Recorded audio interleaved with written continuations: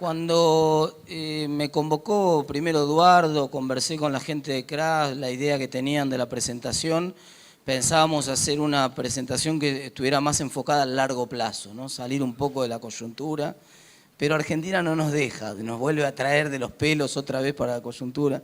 Y entonces se me ocurrió que podía hacer las dos cosas, finalmente que lo que está pasando, lo que pasó, ahora estamos viendo si terminó de pasar, digamos, esta tormenta que se vivió en Argentina en los últimos días, de alguna manera es una consecuencia de la estructura económica argentina, del modo de producir, del modo de insertarnos al mundo, del modo de comercializar y que de alguna manera esa idea de Argentina supermercado al mundo que en algún momento planteó también el propio presidente, de alguna manera es una especie de antídoto contra esas crisis recurrentes que tiene la Argentina. Entonces voy a tratar de convencerlos de esa idea a lo largo de la presentación, voy a tratar de justificar por qué pasa esto y por supuesto no voy a esquivar, voy a ocupar un ratito también de la crisis para dar algún elemento sobre lo que acaba de pasar y sobre todo lo que queremos que va a pasar ahora en lo sucesivo. Después siempre tenemos alguna chance como para hacer algunas preguntas, ¿no? La verdad que la crisis llega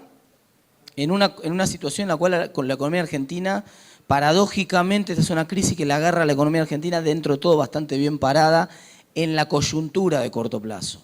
La agarra con la economía creciendo bastante, 6 trimestres consecutivos de crecimiento, bastante lanzada. Ese es un dato no menor, sobre todo para ver cómo se va a reconstruir esto después, para ver lo que puede pasar después. Digamos, no es además de las tantas diferencias con las crisis del 2001 o esas crisis que a veces uno dice otra vez sopa en Argentina, una de las grandes diferencias es que esta crisis nos agarra en subida.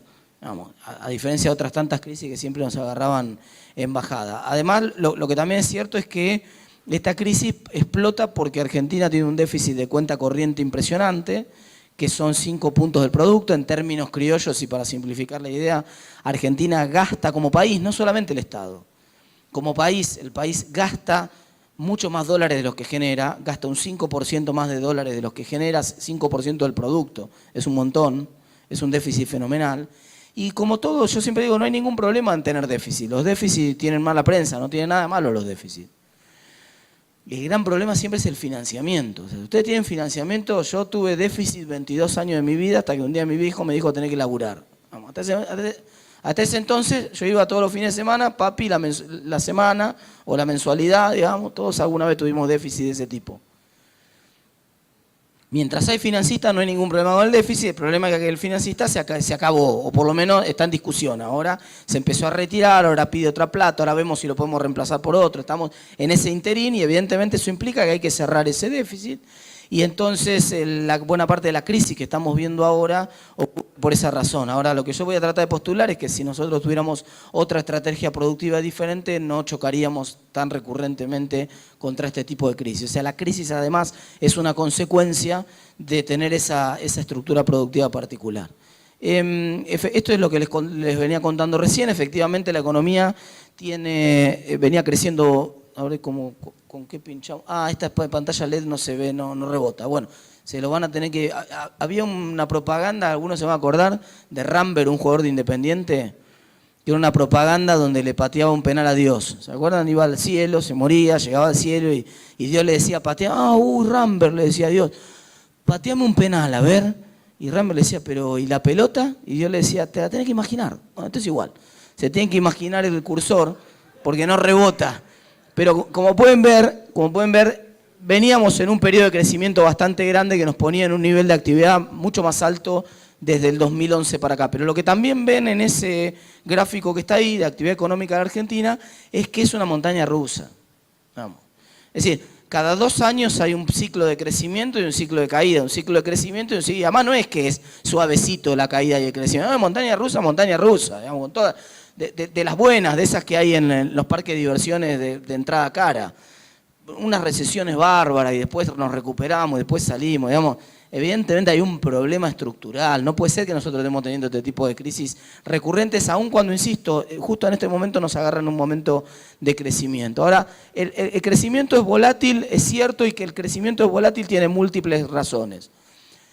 Bueno, obviamente una de ellas, y lo vemos con la crisis en el sector agropecuario ahora, es que al tener una estructura productiva poco diversificada, dependemos mucho del clima, ¿no? Tampoco tenemos mercados financieros desarrollados, entonces no podemos diversificar riesgos. Por lo tanto, el riesgo que tenemos nos lo comemos de lleno. No lo podemos diversificar, no lo sabemos diversificar tampoco. Entonces, hay un problema estructural. ¿Por qué no se desarrollaron los mercados financieros en Argentina? Todo el crédito en Argentina suma 14 puntos del producto, contra Brasil, que está súper subdesarrollado, suma 28, el doble que nosotros. Chile 5 veces más que nosotros, Europa 10 veces más que nosotros. No hay mercado financiero en Argentina. No hay mercado financiero. Entonces, por eso cuando se hablaba del impuesto a la renta financiera, yo me reía un poco, porque digo, ¿impuesto a qué si no hay? No hay renta financiera, no hay prácticamente mercados financieros, y encima, bueno, el déficit recurrente de las finanzas públicas hace que nosotros sistemáticamente dependamos del financiamiento externo, o de la maquinita. Entonces, o inflación, o default, digamos, o crisis cambiaria como la que estamos teniendo ahora, porque finalmente las crisis cambiarias también son el resultado muchas veces de los episodios de inflación, que uno los trata de contener clavando el dólar hasta que en un momento el dólar explota. Esta es la historia argentina de los últimos 60 años, para hacerla resumida. Entonces, la crisis tiene mucho que ver con la volatilidad de los ciclos económicos que vimos en el gráfico de recién, de los últimos años, pero que se ve para todos los años de los últimos 70 años así. En 70 años, la economía argentina tuvo 15 crisis económicas. Es una recurrencia de casi una crisis cada 4 años, prácticamente. Es una recurrencia espectacular. Y son crisis que encima no son que se frena un poquito la economía y después arranca. Son crisis. Vamos, crisis con todas las letras. Y otra de las razones es que estamos muy orientados al mercado interno. El aparato productivo argentino está muy orientado al mercado interno, y ese no es un problema nuestro, digamos. Hay un problema de precio sistemático que tuvo que ver con las políticas económicas en la Argentina, no de ahora, de los últimos 70 años. Miren, ese es un gráfico que hizo, con el perdón de la palabra, Domingo Cavallo. En su momento, en uno de los libros de él, está este gráfico bastante bueno. Ese gráfico llega hasta el 75, después les muestro la historia, sigue exactamente igual. No puedo usar el cursor, pero fíjense, la línea azul que tienen ahí son los términos de intercambio externos de la Argentina. Precio de nuestras exportaciones. Vos decís que no, yo aprieto, lo que pasa es que no rebota. Ves que mirá, si yo aprieto ahí parece que te asesino a vos, pero ahí no rebota, ¿ves? No, apenita se ve, pero no, es como si no se viera, no lo va a ver nadie. No es que no rebota porque es de LED en la pantalla, entonces siempre tienen este problema.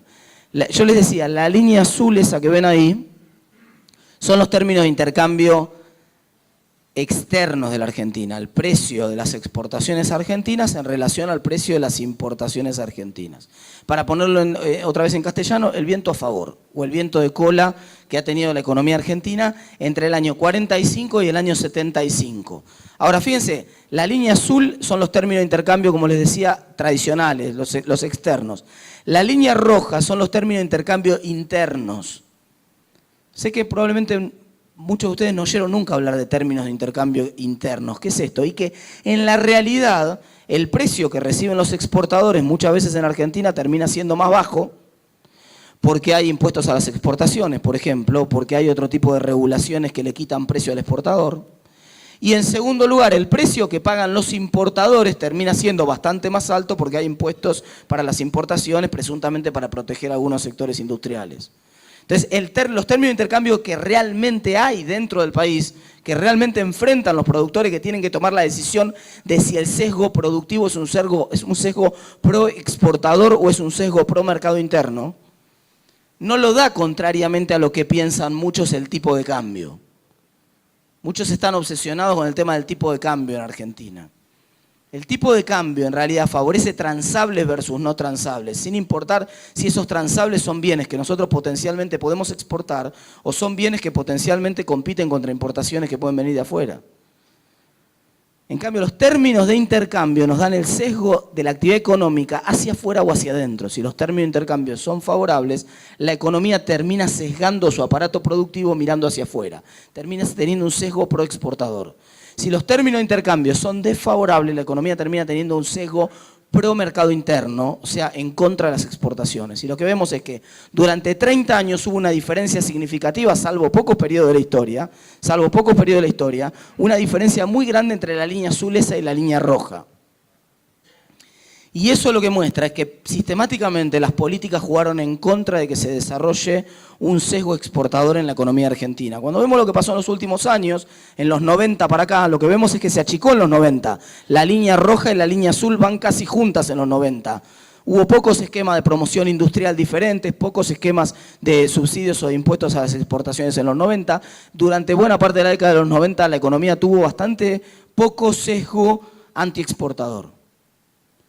Es verdad, tampoco ayudaron los términos de intercambio, fue una década mala en términos de precios internacionales, pero eso era culpa de afuera, digamos, nosotros no podemos hacer nada con los precios internacionales. Para nosotros son un dato de la realidad. Lo que venía pasando, y les mostré yo en el gráfico anterior, en la Argentina, entre el 45 y prácticamente el 75, en esos 30 años, es que encima la política, las decisiones políticas de los distintos gobiernos, eran decisiones políticas que le pegaban y hacían que el precio, los términos de intercambio que recibíamos, fueran todavía peores que los que venían de afuera. ¿Y qué empezó a pasar a partir del 2000 en adelante? Otra vez empezaron a separar estas curvas, otra vez los precios, ahora sí los términos de intercambio externos espectaculares, los vientos de cola, pero para los productores locales no, la línea roja siguió planchada. Otra vez apareció una brecha fenomenal. Esa brecha fenomenal es otra vez un sesgo antiexportador. La política económica en los últimos 15 años, con controles a las exportaciones, con retenciones a las exportaciones, con limitaciones de las cantidades que se podían vender al exterior, etc., más la suma de aranceles para importación o medidas proteccionistas para las importaciones de bienes industriales, generó un sesgo antiexportador fenomenal en la economía argentina.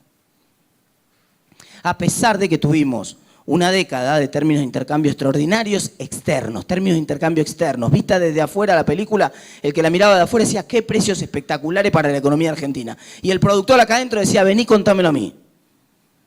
Esta es la realidad. Entonces, no nos quejemos si no tenemos una economía orientada hacia afuera, si tenemos crisis recurrentes y dependencia del financiamiento externo. Tenemos, acá va el dicho, calza perfecto, cosecharás tu siembra. Muchachos, estamos cosechando la siembra. Eso es exactamente lo que buscaron, por acción o por omisión, pero lo que buscaron, lo que generaron en términos de precios y de distorsión de precios, todas las políticas económicas de distintos gobiernos, radicales, peronistas, militares, distintos gobiernos durante los últimos 70 años de la economía argentina, con honrosas excepciones en el medio. Encima les decía yo, las crisis son recurrentes porque además de tener una política antiexportadora, sistemáticamente antiexportadora, que es muy sesgada en contra de las exportaciones, encima tuvimos sistemáticamente necesidades de financiamiento fiscales. Es decir, sistemáticamente el sector privado tuvo que financiar además al propio fisco. No le alcanzaba con ahorrar para financiar su inversión privada, encima tenía que ahorrar para financiar al fisco, con lo cual los niveles de inversión y de crecimiento de la productividad de la economía de los últimos 70 años han sido muy bajos en la comparación internacional o con la de cualquiera de nuestros países vecinos. Por eso cuando ustedes miran las estadísticas, nosotros éramos 4 veces Chile en términos de ingresos per cápita hace 70 años y ahora estamos peleando palo a palo. No hay un milagro chileno, el milagro es que nosotros hayamos tenido el desastre que tuvimos en el camino. Contra todos los países de Latinoamérica que ustedes se comparen, compárense contra Perú. Contra Perú me estoy comparando, no me estoy comparando contra Brasil, contra Perú, ni con Estados Unidos, contra Perú me estoy comparando. Contra Perú cerró de manera espectacular la brecha que tenía en términos de ingreso per cápita con la Argentina en los últimos 70 años. Está bien, todavía no está en el mismo nivel que estamos nosotros en ingreso per cápita, pero está discutiendo. ¿Por qué pasó esto? Bueno, en parte porque no tuvimos inversión doméstica. ¿Y por qué no tuvimos inversión doméstica? Porque los fondos que podíamos generar de ahorro se los chupaba en buena parte el déficit fiscal sistemático. Ese es un cuadro que está circulando mucho porque son los datos oficiales que todos los economistas tomamos de la página del Ministerio de Hacienda. Ese es el déficit fiscal total.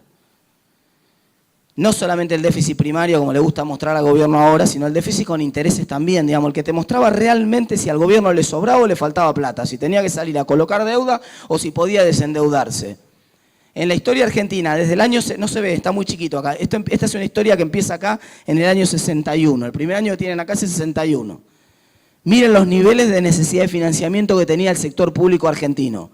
grandes en términos del PBI, en algunos momentos arriba de 15 puntos del PBI. En perspectiva histórica, casi siempre 4 o 5 puntos del PBI como cosa normal. Y fíjense que no le erramos un año, hay algunos años que estamos un poquito mejor, necesitamos un poquito menos, pero para abajo tienen que venir solamente a este periodo de la historia, el único periodo en el cual hubo superávit fiscal y no hubo necesidad de financiamiento de la economía argentina, es el periodo 2003-2007. En parte porque hacíamos trampa no pagando la deuda y otra serie de cosas, y en parte porque en el 2002 pegamos un ajuste fiscal extraordinario. Extraordinario. En el 2002 la devaluación del que llevó el dólar de 1 a 4, el equivalente hacia ahora se hubiera ido de 20 a 80, porque cuando la gente se ponía nerviosa y decía, esto es el 2001, no macho, el 2001-2002 es el dólar a 80, esto no tiene nada que ver con el dólar a 80. Entonces, esa devaluación generó que el ingreso per cápita de la gente, que el salario real de los trabajadores cayera 25%. Los trabajadores en el sector público, 25% de caída de salarios reales. Yo también, si ajusto los salarios del sector público ahora 25% para abajo, elimino el déficit fiscal. Vamos, lo que pasa es que evidentemente eso no es políticamente sostenible, eso se pudo sostener unos años hasta que empezaron los aumentos en el sector público y desapareció rápido ese superávit y otra vez empezó una historia de déficit sistemáticamente crecientes. Es verdad, nobleza obliga, que en el último año, por primera vez desde el 2004, los ingresos del sector público crecen más que los gastos. Eso es cierto. Lo cual quiere decir que el gobierno, mal que bien y con todos los problemas que tiene, va camino a reducir ese déficit fiscal de a poco. Ayer Vidal usó una figura que a mí me gusta porque yo la uso a veces un poco más, le hago una vueltita más. Vidal dijo que en realidad esto era como un viaje a Mar del Plata. No desde Corriente, por suerte, ¿no? Creo que lo quiso decir desde Capital, ¿no? Porque si no, creo que quiso decir de Buenos Aires a Mar del Plata. Porque dijo, bueno, pasan muchas cosas, hay que parar para cargar nafta, para que los chicos vayan al baño, el viaje es largo, bueno, lleva un tiempo llegar. Y yo decía, voy hablando con algunos acá, que es verdad, que me gusta la analogía, es como un viaje a Mar del Plata, pero en el lechero. Aunque el lechero, vos llegás a la terminal a sacar el pasaje y te dicen, no, el directo no quedó más. Me queda un pasaje en el lechero. Vos tenés que tomártelo igual. Todos nos hemos tomado alguna vez un lechero. Y el lechero arranca con un rumbo que es el correcto, el rumbo está bien del lechero, va a Mar del Plata el lechero. Pero a los 5 kilómetros ya se desvió para Liniers porque tiene que juntar 4 tipos en Liniers. Vos ya te empezás a poner nervioso. Vuelve a tomar la ruta 2, entra en Chascomús otra vez, media hora. Vuelve otra vez a agarrar el rumbo que correspondía por la ruta 2. En Dolores van pincha goma. Vamos. En Dolores van 5 horas. Vos decís, yo ya tendría que estar en Mar del Plata tomándome un cafecito en la Rambla. Sí, no, pero está llegando, va a llegar, pero estás en Dolores recién. El gradualismo, eso es ese gradualismo que exaspera a la gente. Cuando vos vas en el lechero, ¿y qué acaba de pasar hace 15 días? Que estábamos en las armas y se rompió, porque el lechero siempre se rompe. Nunca llega intacto el lechero, digamos, si no, no sería el lechero. El lechero, cuando le faltan 100 kilómetros para llegar, se rompe. El tipo dice, para en el costado de la ruta y dice, recalentó. Bájense. Y ahí te haces amigo de la gente, te tomas unos mates, conoces a alguien, juegan a las cartas. Ahora por suerte hay celulares, entonces pueden llamar a la terminal para que manden el otro. Que viene, pues siempre tienen uno. Vos decís, ¿por qué no pusieron este de movida? En vez de mandar el lechero. Entonces viene un coche que es un poco mejor, se suben todo y finalmente a las 10 de la noche, exhausto, digamos, llegás a Mar del Plata. O sea que finalmente llega el lechero. Ese es el gradualismo, es así, pero realmente es desesperante y eso es un poco lo que está pasando ahora, ¿no? Ahora metámonos de lleno en la crisis concreta que estamos viendo ahora, porque no quiero esquivar este tema, porque sé que está en la preocupación de todo el mundo. Y me voy a guardar para el final algunas cosas que yo creo que podríamos hacer en la economía para lograr que ese supermercado del mundo nos saque de esta situación de crisis recurrente. Yo creo que matamos 2 pájaros de un tiro con eso en realidad. ¿Qué pasó? ¿Qué fue lo que pasó en los últimos días que generó una situación que parecía que la economía mal que bien? Bueno, está bien, discutíamos, hasta hace unos meses atrás veníamos discutiendo quién iba a ser el candidato a vicepresidente de Macri, casi dando por seguro que iba a ser reelecto. Que no, que en realidad es un poquito más linda Carolina Stanley, podría ser, a ver, no, mejor pongamos un hombre, una mujer. Ahora nadie sabe cómo va a terminar la película porque parece que en un mes se cambió todo, se dio vuelta la tortilla, ¿no?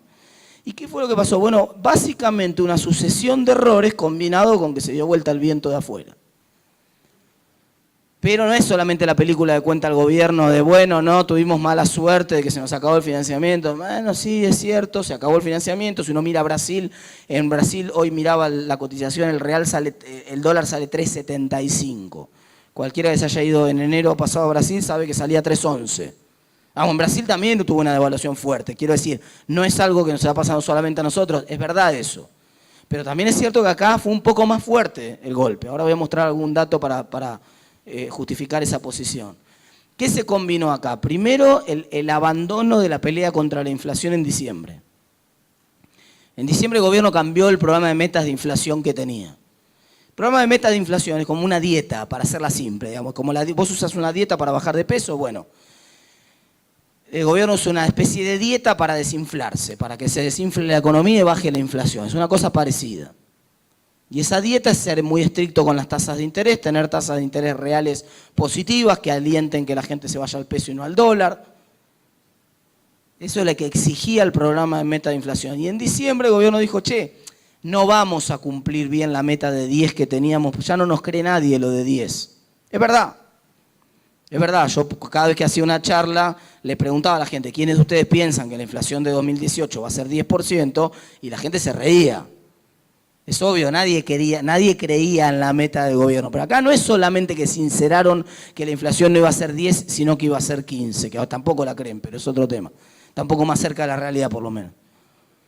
No es solamente que sinceraron y además abandonaron la dieta. Dijeron, no, como yo iba a bajar 20 kilos, pero la verdad, te voy a ser honesto, no voy a llegar a bajar los 20 kilos. Entonces, como no voy a llegar a bajar los 20 kilos, tráeme las medialunas, total, no llego igual, no, pará. Está bien, reconoceme que no vas a bajar 10, reconoceme que no bajas 20, perdón, reconoceme que bajás 10 nada más. Está bien eso, pero ajustá más la dieta, porque justamente el problema es que estás bajando menos de lo que vos dijiste que ibas a bajar. Se supone que tenés que hacer con más fuerza y más convicción la dieta ahora. El gobierno lo que hizo en diciembre fue decir, bueno, relajamos también la dieta, total no vamos a llegar a la meta que nos proponíamos. Bueno, pero tampoco va a llegar a la nueva si relajás la dieta. Y eso fue exactamente lo que empezó a pasar, es decir, empezó acá, los mercados externos empezaron a desconfiar de lo que pasaba en Argentina, el riesgo país argentino, que es lo que nos piden para financiarnos en el resto del mundo, empezó a subir, no hace 15 días, empezó a subir en noviembre del año pasado, despacito. Muy despacito el gobierno empezó a perder algo de poder político en el Congreso, le costó mucho aprobar las leyes en diciembre, terminó con el conflicto que todos vieron en los canales de televisión con la plaza del Congreso con una batalla campal.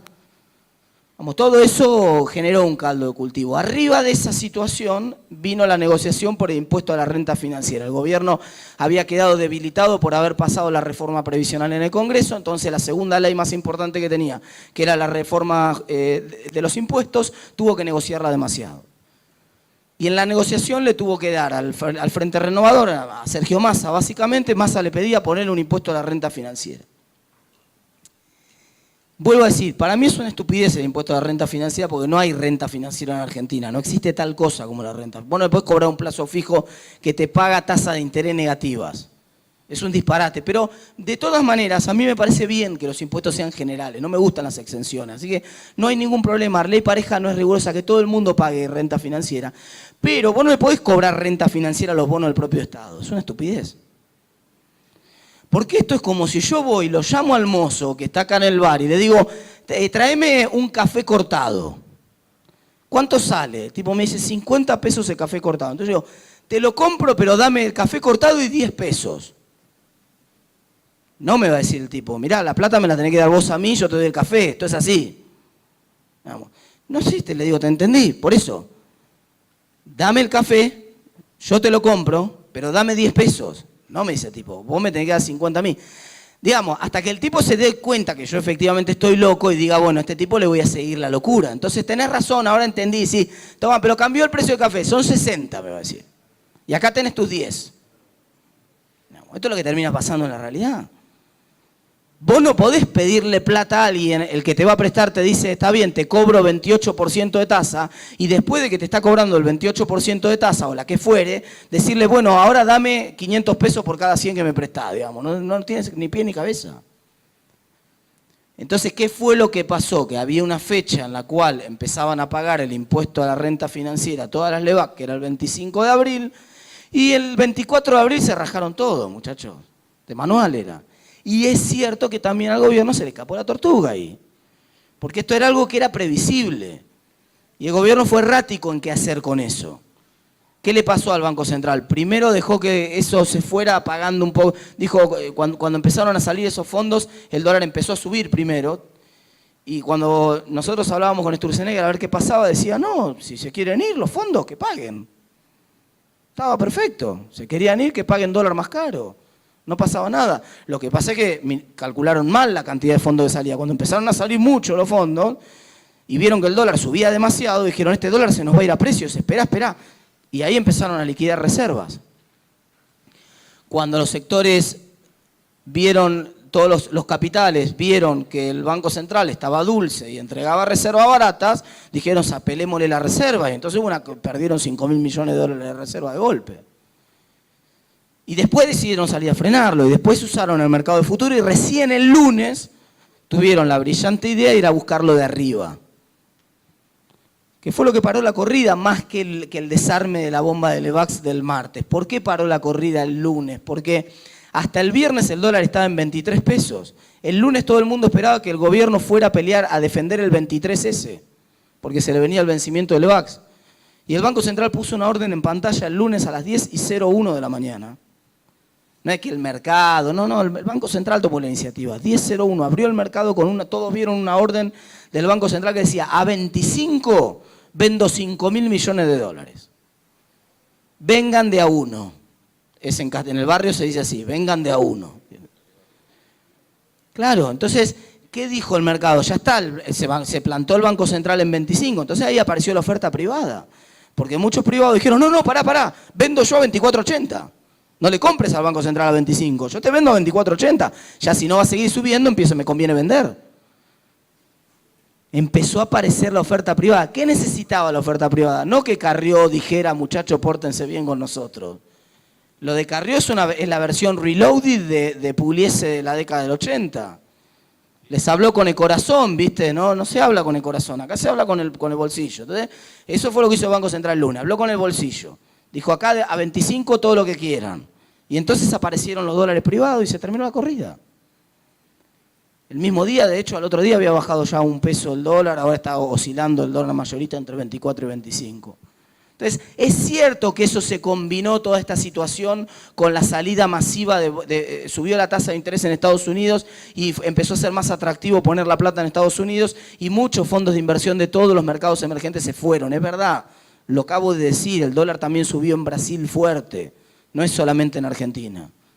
Pero acá subió más que el resto. Cuando ustedes miran los datos de la comparación de cuánto subió, miren, la parte gris, eso es cuánto subió el dólar en cada uno de los países. Chile el primero, Perú el segundo, Colombia el tercero, México el cuarto, Brasil, Uruguay, no veo, ese es el promedio de Latinoamérica, la barra esta y es Argentina. Sí, es verdad, subió en todos lados el dólar, pero la parte gris es cuánto subió por riesgo propio y la parte verde que tienen ahí es cuánto subió por culpa de la corrida de los fondos, por culpa de que subió la tasa en Estados Unidos. Y la verdad que en Argentina subió mucho más que el resto y subió mucho más que el resto por riesgo propio, por errores propios nuestros. No le podemos echar toda la culpa al mundo. Consecuencias para la crisis, se derrumbó la confianza de los consumidores con seguridad. Miren, desde noviembre para acá tenemos el último dato de abril de confianza del consumidor que publica la gente de Universidad de Itela. Es una muestra representativa, 1.200 casos. Le preguntan en todo el país a la gente cómo ve la situación económica, cómo evalúa su situación personal y su predisposición al consumo de bienes durables. Con esas tres preguntas arman este índice. Y ese índice de confianza del consumidor se cayó de 50% a 40% entre noviembre y abril. Y el de mayo se va a conocer la semana que viene. Yo les anticipo que el dato de mayo va a ser un desastre. Porque ese índice se mueve mucho con el dólar. En Argentina el dólar pega más de lo que pega en el resto del mundo, porque acá, vuelvo a insistir, 14 de 15 crisis económicas que yo les conté hoy que tuvo Argentina en los últimos 70 años, fueron acompañados de una devaluación. Solamente la única que no pasó eso fue la crisis del 95. En todas las otras crisis económicas argentinas hubo recurrencia de crisis con devaluación. Entonces la gente que se quema con leche, ve la vaca y ya saben lo que hace. Se mueve un poquito el dólar, todos se ponen nerviosos en Argentina. Y pasan cosas increíbles, si lo mirás de afuera, patéticas, pero son casi graciosas del folclore nuestro. Yo lo comentaba recién acá con algunos muchachos. Acá el laburante que gana en pesos y que tiene un poquito de capacidad de ahorro, se compra todos los meses 100 dólares, juntó 500 dólares y ya está haciendo fuerza para que suba el dólar el tipo. ¿Viste? Pero si vos ganás en pesos, no en dólar, ¿cuál es la ganancia? El tipo está haciendo fuerza. No, yo ya tengo la camiseta, me compré la camiseta del Barcelona, quiero que haga goles de Messi. ¿No? Una cosa parecida. Es un fenómeno raro, pero pasa en Argentina. Entonces, claro, hay caída de la confianza interna y hay caída de la confianza externa. Hay 140 puntos más de riesgo país de los que había en noviembre pasado. Entonces, ahora, la verdad que hay una situación difícil donde el gobierno tiene que recuperar confianza. Por suerte, parece que la gran pregunta, que es qué impacto va a tener en precios esta devaluación, por suerte parece que viene bastante bien dentro de todo.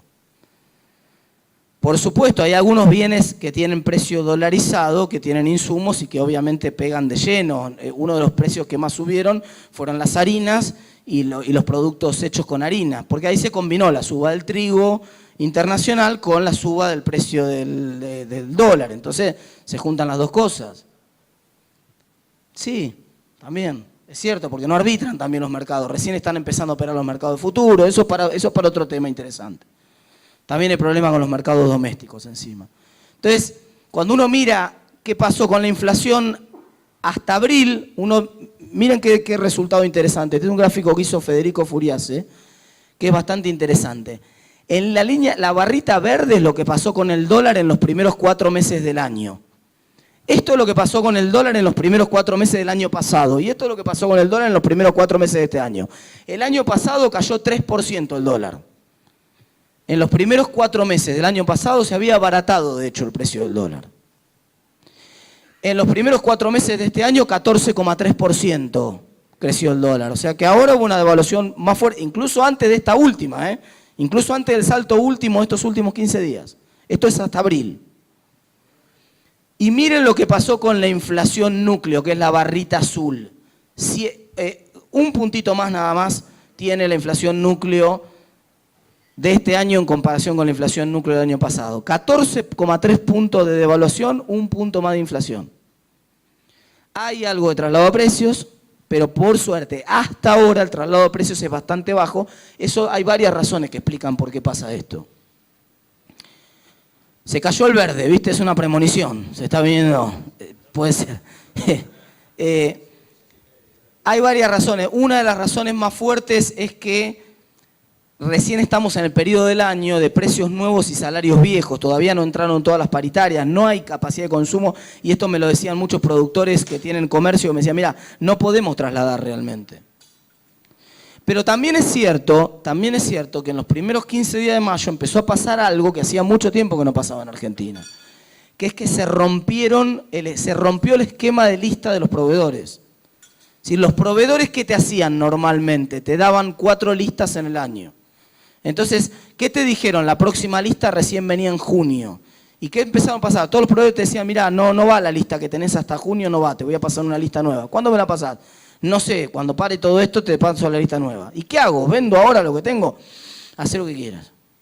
¿A qué precio le pongo a lo que tengo? No sé. Yo no te puedo decir el precio. Entonces, en el mejor de los casos, si era un proveedor amigo, te daba mercadería y te decía el precio, lo vemos la semana que viene.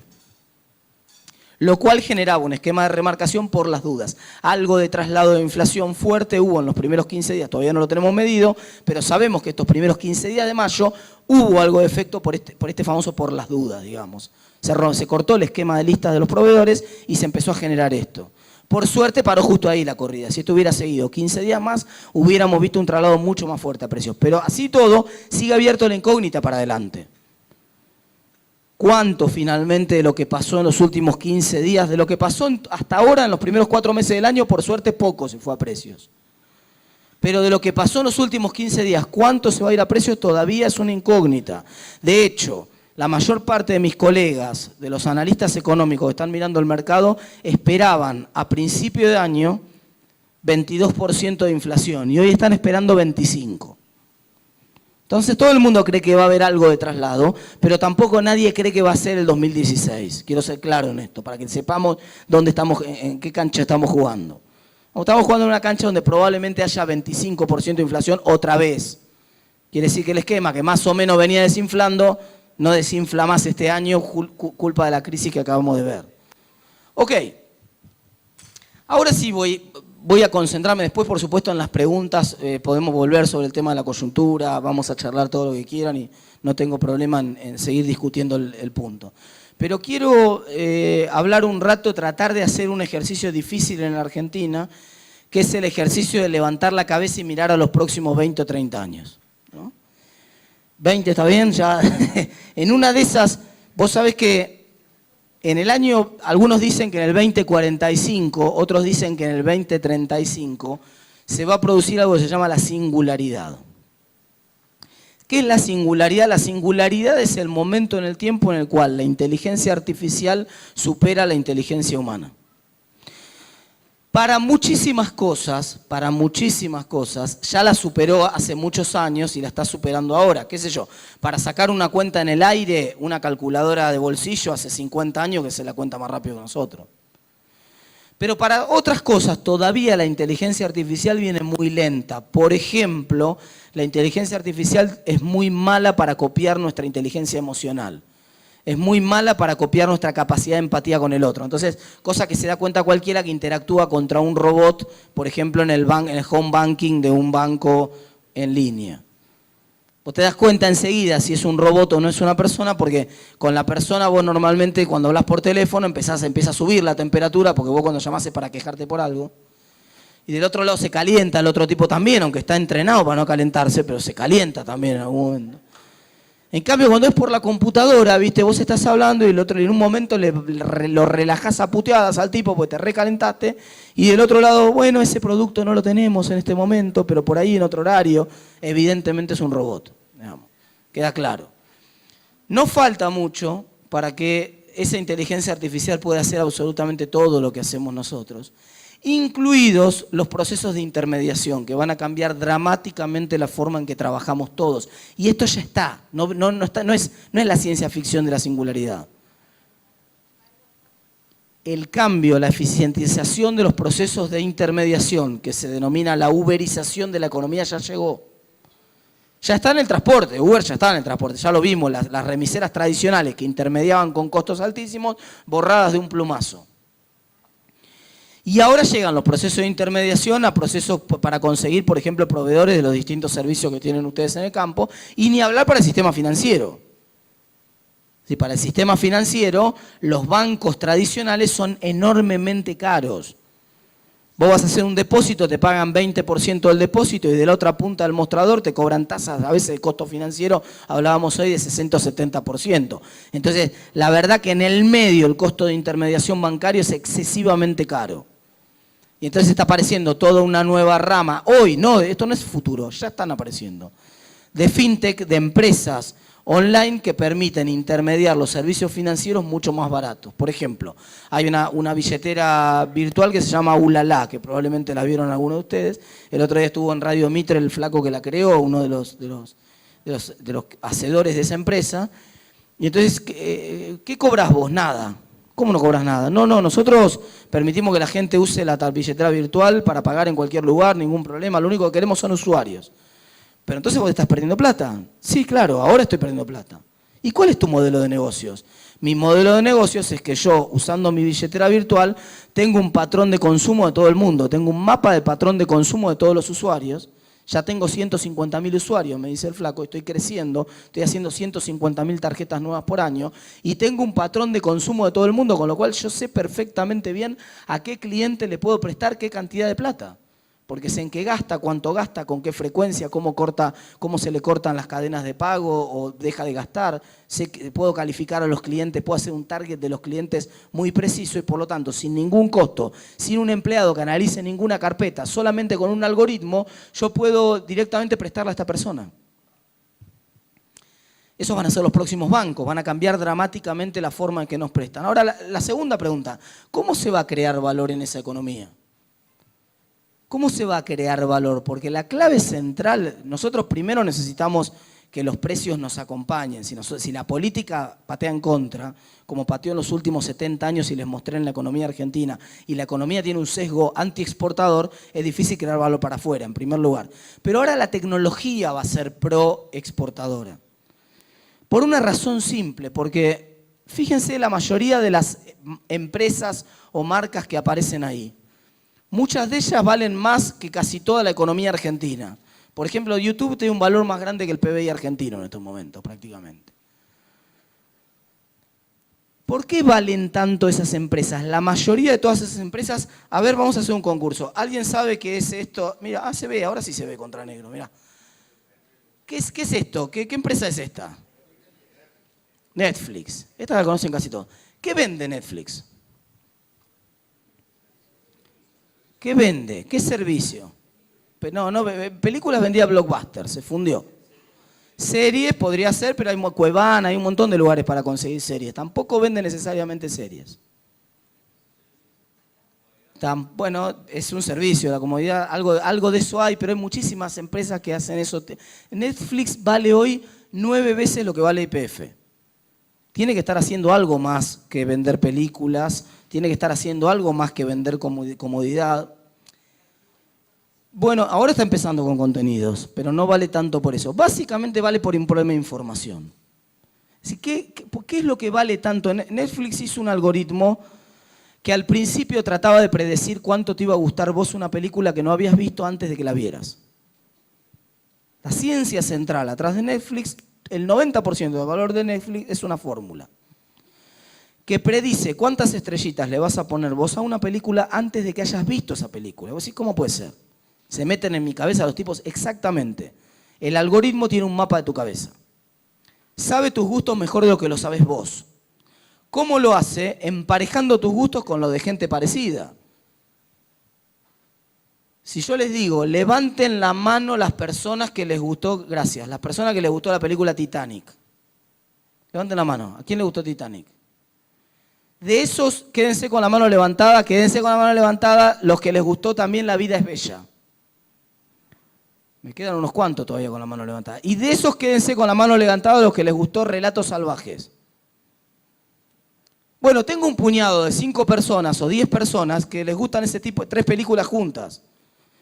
Lo más probable es que ese tipo de gente reúna un gusto parecido. Con lo cual es probable que alguno que levantó la mano sin ver una película, yo le pregunto a algún otro de los que levantó la mano, y sabiendo si le gustó una película nueva, puedo predecir si le va a gustar también a él. Ese algoritmo de Netflix que sabe lo que te va a gustar a vos, el conocimiento, chicos, el conocimiento, esto es lo que te está creando valor. Esto es lo que te está creando valor. Y una vez que yo tengo ese conocimiento, crea mucho más valor que ese conocimiento sea para el mundo que sea para el universo local. Porque yo tengo un mercado de 4.000 millones en el mundo potencial versus un mercado de 40 millones acá. Y 4.000 millones en el mundo, 5.000 millones en realidad, va a ser la clase media en el año 2030-2035. Sobre todo por el crecimiento de la clase media asiática. Ese va a ser el nivel de la clase media en el año 2035. Y hay una ventaja muy importante acá. En la economía tradicional, en la revolución industrial anterior, si yo tenía una orden, yo fabricaba estas sillas que están acá, por ejemplo, bastante lindas. Venían los chinos y me decían, buenísimo, te queremos contratar para que hagas 2.000 millones de sillas. Yo tenía un problema. Porque yo no tenía manera de fabricar las 2.000 millones de sillas. El país tenía que parar de hacer todo y todos teníamos que ponernos a fabricar sillas para poder cumplir con la orden de los chinos. En cambio ahora, una vez que yo hice el algoritmo de Netflix para pronosticar cuánto te va a gustar una película a vos, no necesito fabricarlo de vuelta para pronosticar cuánto le va a gustar a ella. Para mí, el costo de hacer la plataforma Uber para un mercado, para una ciudad de 3 millones de habitantes, es el mismo costo que el de hacerlo para 3.000 millones. El costo marginal es cero. El costo de los nuevos consumidores en esta nueva forma de creación de valor basada en el conocimiento es despreciable, es cero. En ese escenario nos tenemos que mover.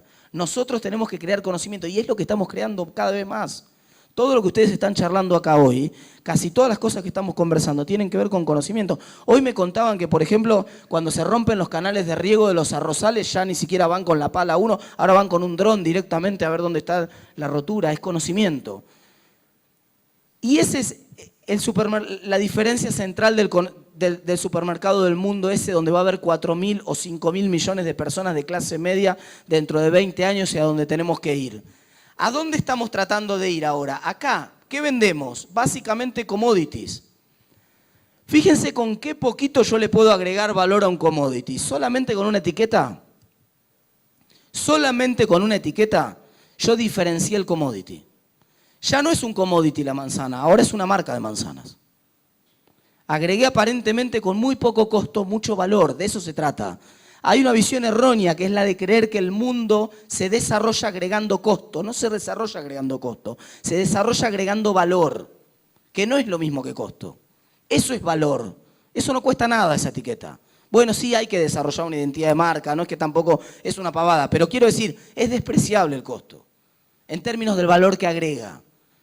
Muy poquito costo, agrega muchísimo valor. Ni hablar si descubro, ya voy a terminar porque sé que me están apurando acá, ni hablar si descubro la manera de procesar eso y de generar un producto por el cual están dispuestos a pagar inclusive más. No elegí al azar. ¿Qué pongo ahí? Pongo manzanas deshidratadas que se venden como snack para perros. Porque por ahí cuando te agarra la malaria, en vos no gastás las manzanas, pero en el perrito sí gastás. No podés ser tan cruel, digamos. Podés ser pobre, pero no cruel al mismo tiempo. Entonces al perro sí lo tengo que alimentar. Y ahí hay más mercado. Eso está arriba de los 4.000 millones de clase media que conté. Están los perros también. Diferenciarse. Ser el supermercado del mundo no es una expresión de deseos. Hay que trabajar para ser el supermercado del mundo. La ventaja de saber esto, la ventaja es que yo acabo de probarles desde el inicio hasta ahora que si nosotros logramos ser efectivamente el supermercado del mundo, nosotros vamos a esquivar esta sucesión de crisis recurrente que tiene la Argentina. Esa es la clave central para que nosotros nos convirtamos en un país que no tiene una crisis como la que acabamos de tener cada 20 minutos o cada un año o cada 2 años. Pero no es una expresión de deseo ser el supermercado del mundo. Hay que trabajar en diferenciarse, en diferenciar el producto horizontal y verticalmente. Horizontalmente, que es marca, creación de valor simbólico. Verticalmente, que es el mismo producto. La manzana la puedo convertir en manzana, alimento para perros, o la puedo convertir en jugo para los pibes en las fiestas electrónicas. Como ese que aparece ahí, que es una especie de manzana veloz, como la del café que se tomaba Maradona. Incluso hay personas, y con esto cierro, como Roberto Bizán, que es profesor de Economía Agraria en la UBA, que es una persona que probablemente conocen muchos de ustedes, que plantea que todavía podemos ser algo más que un supermercado global. Que el destino, si nos ponemos las pilas y planificamos ese desarrollo, que el destino es el de ser una biofábrica global. Una biofábrica global ya no es solamente supermercado global. Tenemos que aprender a fabricar a partir de la biomasa una serie de, biocombustibles, biomateriales y biotecnología son los 3 puntos que plantea él. No es mía la idea, se la estoy tomando. Pero ¿cuál es el punto central? Convencerlos de que hay una razón por la cual ir a ese modelo de desarrollo. Ese modelo de desarrollo nos permite que la Argentina sea un país para 5.000 millones de personas. Hay una imagen de marca que el sector del campo en general tiene mal desarrollada, un lugar por el cual le entran muchas balas en el debate público, que es esta idea de que promover la actividad del campo es promover un país para 10 millones de personas. Y esa idea no puede ser más errónea. Pensar un país en el cual el campo tiene el rol de ser la biofábrica del mundo o ser el supermercado del mundo primero y después la biofábrica del mundo es pensar un país para 5.000 millones de personas. En el debate, ustedes ahora los tienen que correr a los que dicen que este es un proyecto para 10 millones de personas, a decirle que el proyecto que están pensando es un proyecto para 5.000 millones de personas.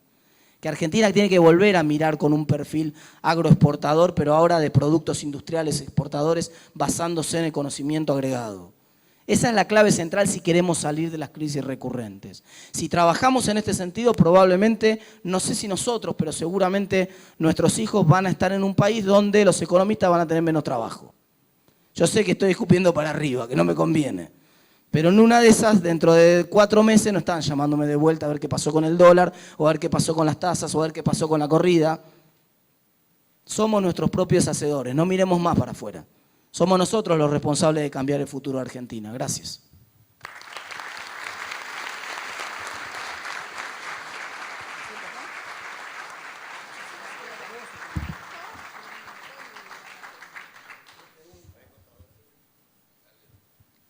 Vamos a bajar un poquito, para, así parecemos.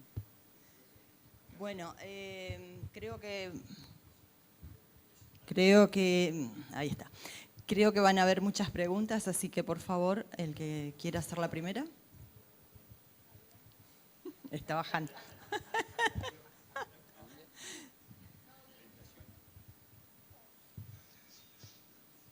Bueno, si no se anima nadie, muchas gracias. No, hay muchas preguntas.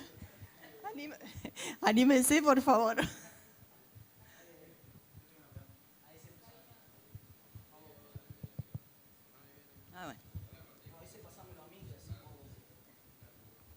Bueno, Martín, con lo último que terminaste ahí diciendo de que si el mundo se encamina a esto, a tener todo programado, todo ya conocido, por decirlo, ¿qué le pasa a este país que no puede un economista tratar de apuntar a eso, a tratar de no inventar la bomba y tratar ya de una vez por todas insertarnos en la globalización, por decirlo así, ¿no?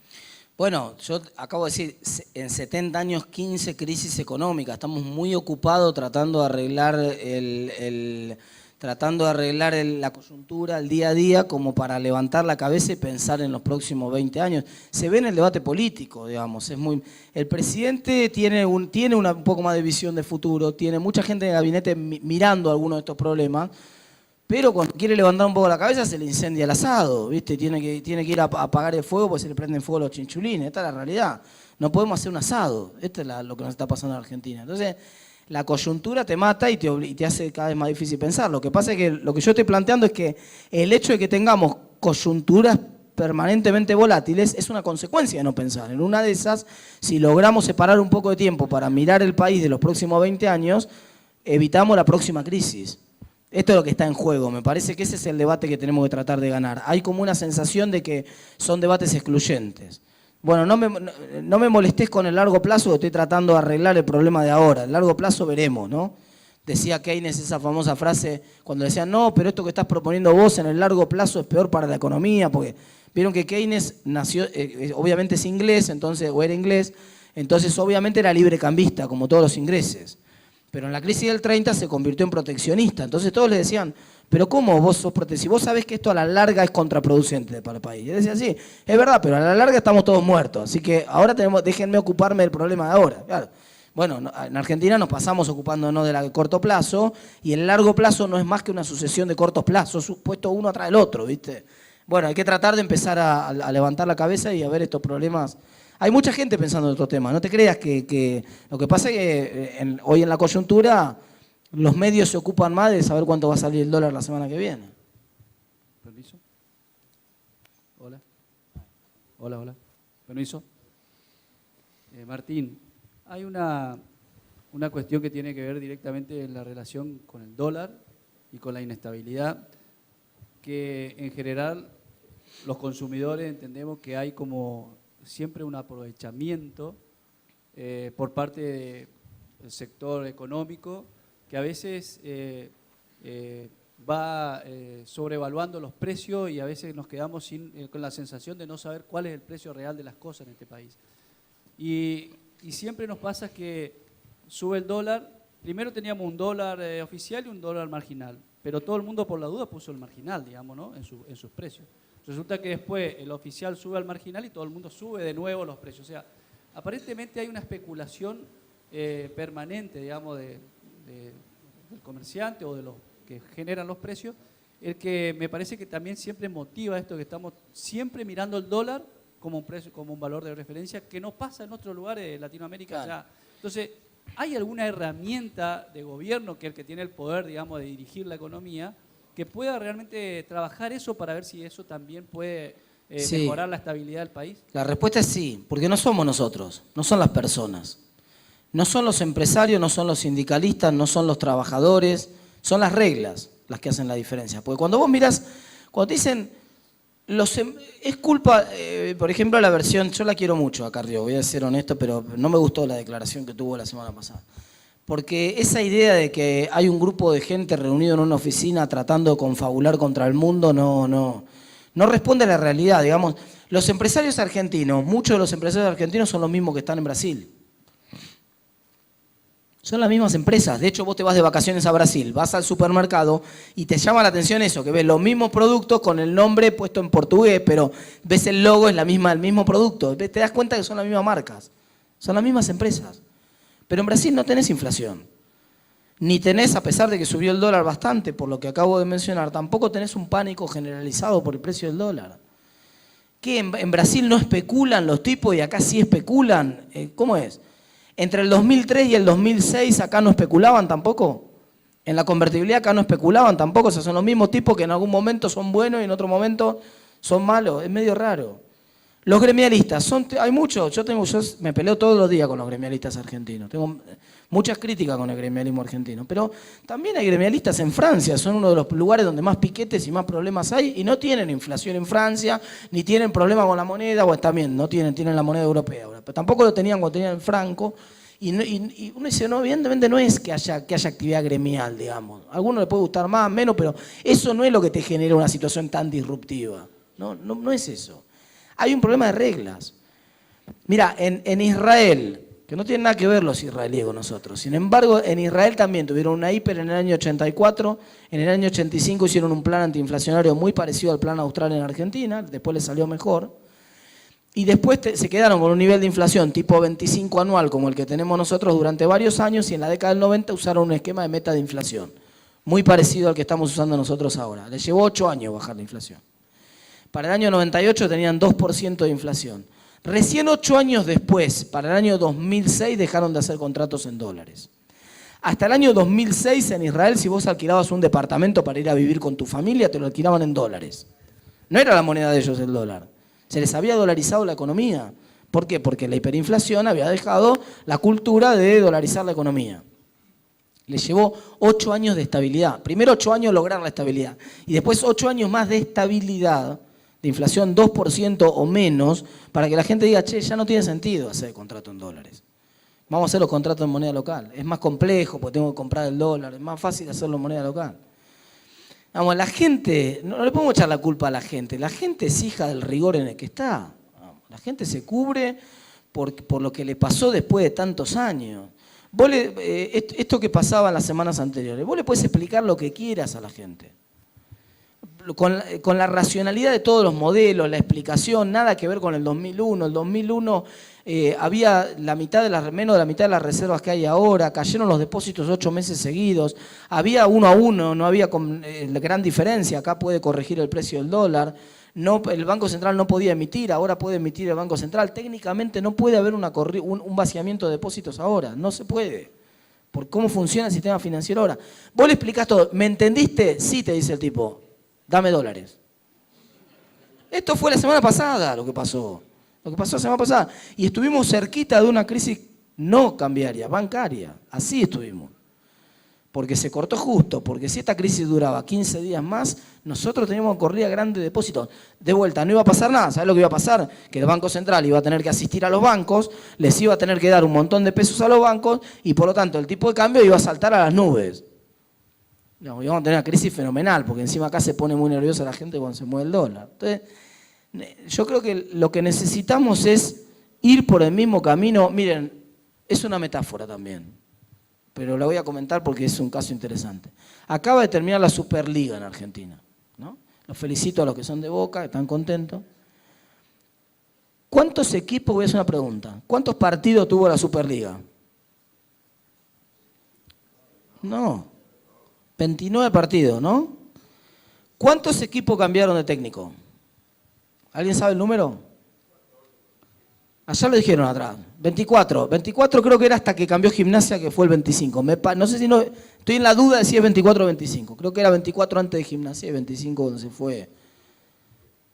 No te agrandes tanto. Ya está, lo de Boca ya lo felicité. 25 técnicos. Hay 25 instituciones argentinas de primer nivel. No te estoy hablando de un club de la C con problema de... Te estoy hablando de un club de primera profesional. Del negocio más importante de la Argentina. Porque estos no son muchachos que hacen beneficencia en una obra de caridad y juntan la plata con una gorrita. Son una industria, la industria más rica del mundo. 25 clubes de una de las industrias más ricas del mundo, que toman decisiones con una lógica donde el director técnico, y esta es la metáfora, yo quiero que piensen al director técnico como una metáfora, donde el director técnico dura lo que dura la pelotita entrando al arco. Cuando la pelotita no entra, por más que el proyecto, porque cuando lo contratan es eso, le hacen un contrato de 2 años. No, nosotros creemos en lo futbolístico, en el proyecto, en el plantel, en el equipo, en los trabajadores, en la idea de largo plazo, hasta que la pelotita no entra. Cuando la pelotita no entra, ¡pum!, vía. Entonces, si nosotros cambiamos de caballo tantas veces en el mismo río, vamos, y no es un problema, te estoy mostrando, traje un caso de fútbol, para que vean que es un problema de las instituciones en general. Entonces, bueno, tenemos que empezar a aceptar que las reglas de juego son unas. Convénzanme de un camino. Y si me convencí de ese camino, no lo cambien. Sigan en ese camino. Si salen las cosas mal, sigan. Me tengo que bancar el técnico, porque yo creí en el proyecto futbolístico del técnico, creí en cómo lo presentó todo. Si la comisión directiva creyó, que siga, y si no cree la comisión directiva, que se vaya a la comisión directiva, que se equivocaron tan feo. Pero no, entonces el populismo es que se vaya el técnico. Y bueno, cuesta a veces tomar decisiones y bancarlas hasta largo plazo y seguirlas, ¿no?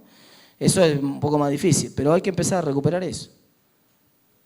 Allá hay 2. ¿Qué tal? Buenas tardes. Mi pregunta era... para conectar un poco las dos partes de su charla, ¿cómo armar un país, digamos, donde cualquier subida del dólar se transmita a precio y al mismo tiempo querer ser un país exportador, donde yo como exportador voy a querer que como yo gasto en pesos y exporto en dólares, o sea, que me den más pesos por los dólares que yo gano? Está bien, te entiendo la pregunta. Quiero hacer un punto, volver a hacerlo de vuelta. Las preguntas vuelven recurrentemente sobre el tipo de cambio. Yo quiero pensar más en los términos de intercambio del tipo de cambio. Mi pregunta puntual era, o sea, ¿cómo se arma un país, digamos, que sea supermercado del mundo? O sea, que yo venda esa manzana y le pongan la mejor etiqueta, la etiqueta más linda, la vendo a $100 el kilo de manzana a los chinos, pero sin castigar al mercado interno, porque si yo exporto toda la manzana, acá no va a comer nadie manzana o van a pagar $100 la manzana. Pero eso es un mito que quedó derrumbado con lo que pasó con el trigo directamente, o con todas las exportaciones argentinas, o con lo que pasa en el mundo, digamos. Si vos te vas a un supermercado, por ejemplo, bueno, lo que pasa con el vino, sin ir más lejos. Hay un montón de productos que derriban esa idea, digamos. Es al revés, cuando vos tenés más variedad y tenés más generás más incentivo a producir mirando al mundo, los precios se alinean con los precios del mundo y los salarios también se alinean así, si vos creás valor. Entonces en Europa, por ejemplo, vos entras a un supermercado europeo, esto que dicen algunos, nos llenan la cara de producto. Entrá a un supermercado europeo. Entrá a España a ver cuántos productos españoles hay en una góndola de un supermercado español. Y te estoy hablando de un productor de alimentos, importante.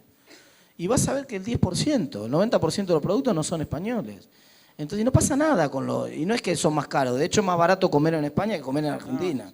Así que no, esa idea no... Por otro lado, que después te giró un poco la pregunta, pero yo creía haber entendido algo antes. Hay un tema importante. Hay también cierta preocupación por la competitividad de la economía, pero yo creo que tenemos que tratar de empezar a competir cada vez menos por precio y cada vez más por diferenciación de producto. Por eso busqué mostrar en una filmina la diferenciación horizontal por marca y la diferenciación vertical por de variedad del producto, darle más vueltas de agregación de valor distinto al producto. En la medida que vos te diferenciás, esquivás la competencia. Digamos, lo muestran los vinos, por ejemplo. Uno ve una paleta de vinos de vinos que van argentinos, debe haber, no sé, está saturado el mercado de etiquetas de vino argentino, debe haber 500 etiquetas en el supermercado.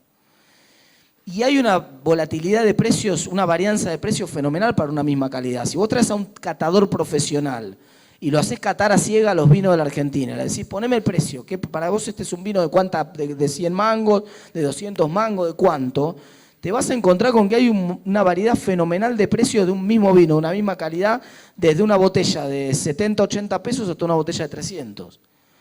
Entonces, me parece que estamos demasiado focalizados al tema del precio. Ahora, donde sí es importante el precio es en el incentivo de qué voy a producir.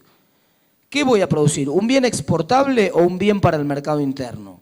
Vamos, y eso me lo dan los términos de intercambio internos, básicamente, ni siquiera los externos. Me tiene que convenir producir para exportar, no producir para mercado interno. Y eso básicamente hace 70 años que no pasa en Argentina. No es casualidad, quiero decir, hay como una especie de culpa del sector, decir, che, no fuimos capaces de desarrollar una industria que produzca un poco más, que exporte un poco más. Vamos, si no somos los supermercados del mundo ya, que tendríamos que serlo ya, es porque hace 70 años que la política juega en contra de que seamos eso. Vamos, y yo mostré un número concreto, no es una opinión personal, un análisis político mío, es un problema central de que los precios jugaron en contra sistemáticamente del sector exportador. Martín, una pregunta. Vos hablaste de que este año la inflación sería del 25% aproximadamente, semejante a la del año pasado. Si es una diferencia y nos serviría al sector productivo, al sector minero, al sector exportador primario, el año pasado hubo un 25%, pero con un dólar planchado, que nos costó lo que nos costó ahora, creo yo. Por frenarlo con el pie, ahora saltó. Ese dólar, con la misma inflación, ¿no es más beneficioso para el sector productivo, que a su vez sería más beneficioso a largo plazo para la Argentina? Caso concreto, Remlenikov, como vos dijiste, que pasó de 1 a 4, el que cosechó la siembra de eso fue Néstor Kirchner. Sí, pero primero, está bien, pero primero rompió todo por irse de 1 a 4. ¿eh? Entonces, buena parte de lo que cosechó después fue lo que rompió primero. Entonces, digo, el precio, como todos los precios de la economía, los precios son un resultado, no un punto de partida. Después de todo lo que vos hacés en la economía, surge el precio como un resultado. No es que vos primero pones el precio y después hacés. ¿Me explico? Entonces, ¿por qué es importante esto? Porque no se puede sostener ningún precio de manera artificial en ningún valor por más que vos quieras. El precio es un resultado. El precio más alto del dólar es un resultado de que ese déficit de cuenta corriente ahora es más difícil de financiar y todo el mundo lo ve así. Entonces, como todo el mundo cree que va a ser más difícil de financiar 5 puntos de déficit, todo el mundo cree que va a haber más escasez de dólares en los próximos años que la que había, o menos abundancia, llamémoslo así. Y entonces el precio ajusta, el precio del dólar. ¿Cuánto tiempo va a durar el tipo de cambio real alto en Argentina? El tiempo que dure la convicción esa de que el financiamiento sigue siendo relativamente escaso. Por otro lado, si vos cerrás la economía, es una película. Ahora, si vos lográs achicar el déficit fiscal, vos podés empezar a abrir la economía. Un problema de este gobierno, esa es otra de las deudas, hoy hablábamos en el almuerzo con algunos sobre los, entre comillas, errores del gobierno, cosas que uno hubiera hecho distinto, ¿no? A mí me gusta un modelo de una economía mucho más abierta que la que tiene la Argentina. Pero yo entiendo que el gobierno no puede abrir la economía con un déficit fiscal del tamaño que tiene financiado con dólares de afuera. ¿Por qué? Porque el precio que funciona de paraguas protector de todo el sector productivo, ahí sí es el precio del dólar. Entonces, ¿qué te pasa cuando el sector productivo local se te empieza a desgastar, a romper, no tiene competitividad? El dólar empieza a subir. Porque vos para comprar bienes importados tenés que ir a comprar dólar primero, tenés que demandar dólar. La demanda de dólar hace subir el precio del dólar y es un paraguas natural. No necesito un secretario de comercio que con el dedo diga a vos sí, a vos no. Ni siquiera necesito que los tiempos de la política se den cuenta del problema del sector productivo. Automáticamente aparece el paraguas protector. Ese es el modelo australiano, digamos, que es el modelo que le gusta mucho al gobierno. Pero yo no puedo abrir la economía cuando están entrando 30.000 millones de dólares de deuda porque los dólares esos me pinchan el dólar para abajo. Entonces, el dólar nunca va a dar la señal que tiene que dar. Ahora, en la medida que vos, este gradualismo, vaya llegando a Mar del Plata, el lechero, vas a poder normalizar la situación, vas a poder empezar a abrir más la economía y el dólar va a empezar a encontrar automáticamente un nivel más competitivo para todo el mundo, digamos. Eso va a pasar de manera natural. No va a pasar en los próximos 3 años de manera artificial. Va a pasar más bien como una consecuencia natural de una economía más abierta. Martín, perdón, la última pregunta. La próxima parada, Viboratá, Sí. ¿qué viene? Mirá, bueno, está muy bien, muy buena la pregunta, porque para seguir con la analogía que veníamos haciendo con el lechero, uno dice, bueno, pero ¿qué me garantiza que ahora que vino el coche nuevo lleguemos de un tirón hasta Mar del Plata, ¿no? Hay mucha preocupación, algunos dicen, ¿no habrá comprado el gobierno otros 30 días más con esto? ¿No vendrá dentro de 30 días? Mirá, es cierto que hay algunos factores fundamentales y factores psicológicos, para decirlo de alguna manera, o de expectativas, que son los que impactan y generaron esta crisis. Los factores fundamentales cambiaron bastante. Digamos, vos venías de un dólar que todo el mundo reconocía como barato. Y por lo tanto, cuando se empieza a mover el precio del dólar, yo soy, por ejemplo, de JP Morgan y me apuro a salir, porque yo también reconozco que el dólar viene barato. Entonces, cuando se empieza a mover un poco el dólar, dame rápido dólares. Y cuando el Banco Central empezó a alargar dólares, todo el mundo le dijo dame. Por eso lo pelaban si seguía con esa estrategia. Ya 25 no es la misma película. Vamos, ya, de hecho, si vos al dólar de salida del cepo, ese dólar de 13,50 de diciembre del 2015, lo corregís por inflación y lo traes para acá, cualquier cosa que salía a 13,50 en el 2015, hoy sale 25. Está 25 exacto. Entonces, 25 es un precio que puede parecer caro para muchos que vienen del 20 o del 17 que había en diciembre, a muchos les puede parecer caro, pero no es caro, tampoco es barato. Es un precio que está en sintonía con el resto de los precios de la economía. Ahora el 25. Entonces, ya no está el dólar tan barato que justifica una corrida de ir a buscar el dólar, primer punto. Segundo punto, las tasas todavía están muy altas. Es verdad que van a bajar, ¿no? Esta tasa de 40 es tasa de crisis. No va a seguir mucho tiempo así. Van a empezar a bajar, pero van a empezar a bajar endógenamente, no exógenamente. O sea, van a empezar a bajar como resultado de que en el mercado secundario del EVAX, porque esto es un dato importante también, vos no tenés que esperar hasta el próximo vencimiento del EVAX para saber si va a explotar todo. Vos ya vas teniendo la señal todos los días en el mercado secundario. Si la tasa esa que vos pones es una tasa que no es suficiente, el mercado te va a empezar a vender las LEVAX. Y por lo tanto el precio de las LEVAX va a empezar a bajar y la tasa va a empezar a subir en el mercado secundario. Todo el mundo se va a dar cuenta antes, ¿entendés? Entonces, y viceversa. Donde la gente se dé cuenta que 40 es tasa de crisis, todo el mundo va a querer tener esa tasa, lo que vas a empezar a ver es muchas compras de LEVAC en el mercado secundario. Y cuando empiece a pasar eso, van a subir los precios de la LEVAC y por lo tanto va a bajar la tasa. Entonces vos vas a ver una convergencia de tasas a la normalidad. Van a seguir siendo altas, pero no la tasa esta de 40. Entonces ese escenario también se va a normalizar. Tercero, la situación patrimonial del Banco Central en los fundamentos cambió mucho. Porque a muchos les preocupa la pelota de las LEVAC, pero la mitad de las LEVAC están calzadas 1 a 1 con reservas. Porque la mitad de las LEVAC las emitió el gobierno para poder comprar los dólares de las reservas. Solo que ahora las reservas valen de golpe 25 pesos por dólar. Hace 5 meses atrás valían 17 pesos por dólar. Entonces ahora la cobertura de LEVAC con reservas quedó mucho más cubierta. Con lo cual ahora el problema de la LEVAC es mucho más chiquito de lo que era el problema de la LEVAC antes de la corrida. Esa es la ventaja de la corrida. La corrida licuó las LEVACs en términos de problemas. Último punto ahora desde el punto de vista de las expectativas. Las expectativas vinieron fogoneadas por la crisis recurrente de la Argentina, todo esto que conté, pero también vinieron fogoneadas por mala leche de algunos sectores que circulaban WhatsApp diciendo esto es el 2001, con fotos de camiones sacadas de Chile, de camiones de Juncadela llevándose supuestamente los dólares y demás fantasías, ¿no? El cuento del pastorcito me lo haces una vez, ¿me entendés? El mes que viene, ya no supuestamente el martes iba a volar todo por los aires, iba a volver el corralito, el cepo y la mar en coche, y no pasó nada. Entonces, ese mismo argumento ya no lo vas a poder usar el mes que viene cuando venga otra vez el vencimiento del mes que viene. No te lo va a creer nadie. Entonces, ya, digamos, hay mucho menos combustible para una explosión, una corrida como la que vimos ahora en la próxima. No. Por eso yo creo que claramente lo peor ya pasó. Muy bien, Bueno, un fuerte muchas gracias, aplauso señor. para el licenciado.